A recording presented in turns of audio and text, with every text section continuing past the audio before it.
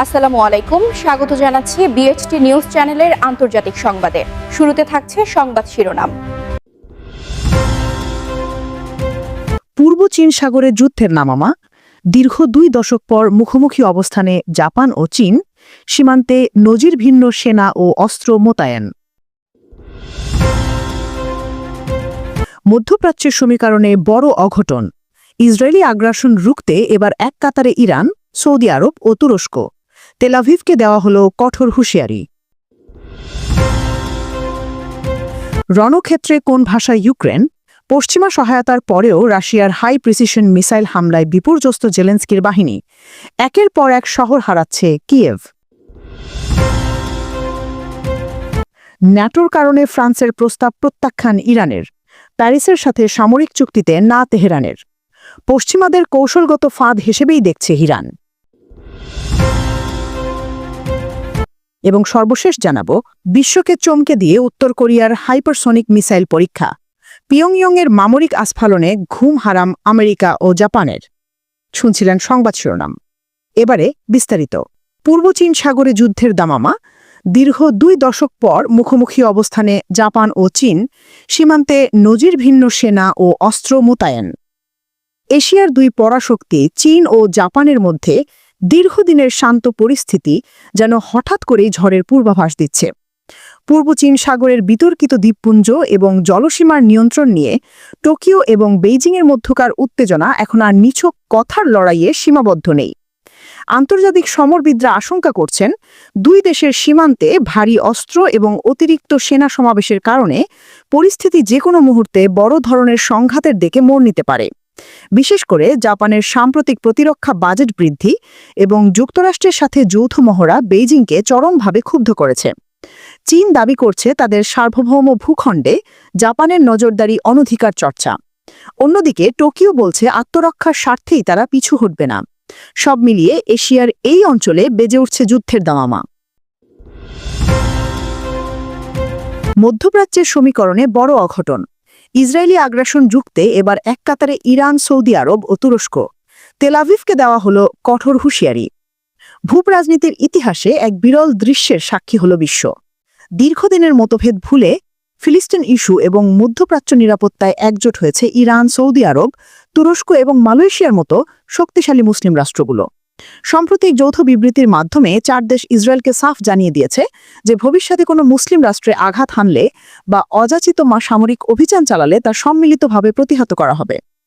বিশ্লেষকরা মনে করছেন, রিয়াদ ও তেহরানের এই অভূতপূর্ব ঐক্যের ফলে মধ্যপ্রাচ্যে আমেরিকার একাধিপত্য এবং ইসরায়েলের একতরফা আগ্রাসনের দিন শেষ হতে চলেছে। এই নতুন জোট তেল আভিভের জন্য বড় ধরনের কৌশলগত চাপ সৃষ্টি করেছে, যা আগামীতে বিশ্ব তেলের বাজার এবং আঞ্চলিক স্থিতিশীলতায় বড় প্রভাব ফেলবে। রণক্ষেত্রে কোন খাসা ইউক্রেন, পশ্চিমা সহায়তার পরেও রাশিয়ার হাই প্রিসিশন মিসাইল হামলায় বিপর্যস্ত জেলেন্সকির বাহিনী, একের পর এক শহর হারাচ্ছে কিয়েভ। ইউক্রেন যুদ্ধের বর্তমান পরিস্থিতি কিয়েভের জন্য অত্যন্ত নাজুক হয়ে পড়েছে। যুদ্ধের শুরুতে ইউক্রেনীয় বাহিনীর যে প্রতিরোধ দেখা গিয়েছিল তা এখন রসদ ও জনবলের অভাবে ভেঙে পড়ার উপক্রম। মার্কিন যুক্তরাষ্ট্র এবং ন্যাটোর দেওয়া আধুনিক অস্ত্র এবং প্রতিশ্রুতি সত্ত্বেও মাঠের বাস্তবতায় সুবিধাজনক অবস্থানে রয়েছে পুতিনের বাহিনী। রাশিয়ার নির্ভুল নিশানার হাই প্রিসিশন মিসাইলগুলো ইউক্রেনের গুরুত্বপূর্ণ সামরিক ঘাঁটি এবং কৌশলগত শহরগুলো ধ্বংস করে দিচ্ছে। জেলেন্সকি বারবার দূরপাল্লার অস্ত্রের জন্য আবেদন জানালেও তার রণক্ষেত্রের ভাগ্য বদলাতে ব্যর্থ হচ্ছে। সামরিক বিশ্লেষকরা মনে করছেন, এভাবে চলতে থাকলে খুব শীঘ্রই ইউক্রেন তাদের গুরুত্বপূর্ণ সবগতি শহরের নিয়ন্ত্রণ হারাবে, যা দেশটির সার্বভৌমত্বকে চরম সংকটে ফেলে দেবে। সাধারণ ইউক্রেনীয়দের মধ্যেও এখন যুদ্ধ নিয়ে হতাশা ও ক্লান্তি স্পষ্ট হয়ে উঠেছে। ন্যাটোর কারণে ফ্রান্সের প্রস্তাব প্রত্যাখ্যান ইরানের, প্যারিসের সাথে সামরিক চুক্তিতে না তেহরানের। পশ্চিমাদের কৌশলগত ফাঁদ হিসেবেই দেখছে ইরান। ইরানের সাথে সামরিক এবং প্রতিরক্ষা খাতে নতুন সম্পর্ক গড়ার যে প্রস্তাব ফ্রান্স দিয়েছিল তা সরাসরি নাকচ করে দিয়েছে ইরান। ইরানের প্রতিরক্ষা মন্ত্রণালয়ের ঊর্ধ্বতন কর্মকর্তারা স্পষ্ট করেছেন যে ন্যাটোভুক্ত কোনো দেশের সাথে তারা কৌশলগত সামরিক চুক্তিতে যাবে না। তেহরান মনে করে ফ্রান্স আপাতদৃষ্টিতে স্বাধীন পররাষ্ট্রনীতির কথা বললেও দিন শেষে তারা ন্যাটোর এজেন্ডা এবং আমেরিকার নির্দেশনাই বাস্তবায়ন করে। মধ্যপ্রাচ্যে বিভাজন সৃষ্টি এবং অস্ত্র ব্যবসার ন্যাটো যে ভূমিকা রাখছে তার কড়া সমালোচনা করেছে ইরান। বিশ্লেষকরা মনে করেন ফ্রান্স চেয়েছিল ইরানের সাথে সম্পর্ক স্বাভাবিক করে মধ্যপ্রাচ্যে তাদের হারানো প্রভাব ফিরে পেতে এবং চীনের ওপর ইরানের নির্ভরতা কমাতে, কিন্তু তেহরানের এই কৌশলগত না ফ্রান্সের দ্বৈতিক অভিলাষে বড় আঘাত এনেছে। বিশ্বকে চমকে দিয়ে উত্তর কোরিয়ার হাইপারসনিক মিসাইল পরীক্ষা, পিয়ংইয়ংয়ের মামরিক আস্ফালনে ঘুম হারাম আমেরিকা ও জাপানের। নিষেধাজ্ঞা তোয়াক্কা না করে আবারও নিজের বিধ্বংসী ক্ষমতার জানান দিলেন কিম জং উন।